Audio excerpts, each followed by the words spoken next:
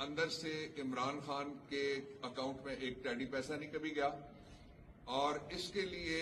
جو فنڈنگ ہوئی اس میں سے بھی ایک ٹیڈی پیسہ کبھی نہیں گیا، اور اس کے باوجود اس ایسے شخص کو جس نے کھڑے ہو کے کہا اقوام متحدہ میں کہ our holy prophet صلی اللہ علیہ وسلم lives in the hearts of the Muslims، تو وہ بہت جلد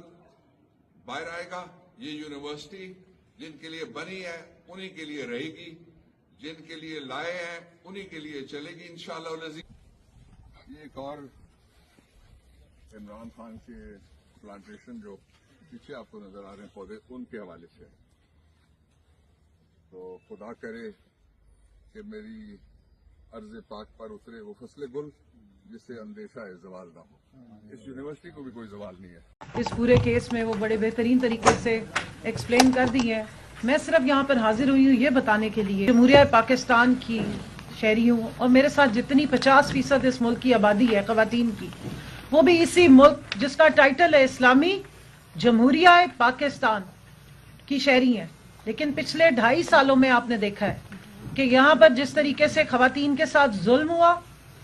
ستم ہوا، اور ان خواتین کے ساتھ جن کا کسی نہ کسی طریقے سے تعلق پاکستان تحریک انصاف سے ہے یا چیئرمین عمران خان سے ہے،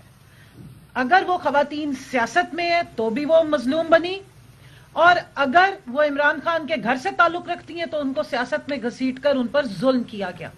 بات ہو رہی ہے بشرا بی بی کی، جس طرح ابھی سلمان صاحب نے فرمایا کہ 7 سال کی قید آپ نے دیکھی، یہ کوئی پہلی دفعہ نہیں ہونے جا رہا۔ پچھلے 1.5 سال سے گیا جہاں ان کے اوپر جھوٹے کیسز بنائے گئے، 200 کے لگ بھگ جھوٹے کیسز بنانے کے ریکارڈ قائم کیے گئے، سائفر جیسے عدت میں نکاح جیسا گھٹیا کیس بنایا گیا،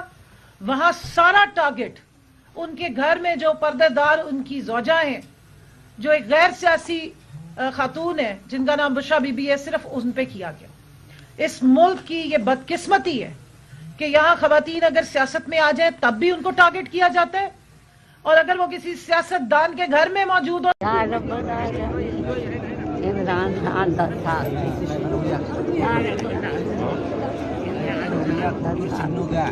یا رب العالمین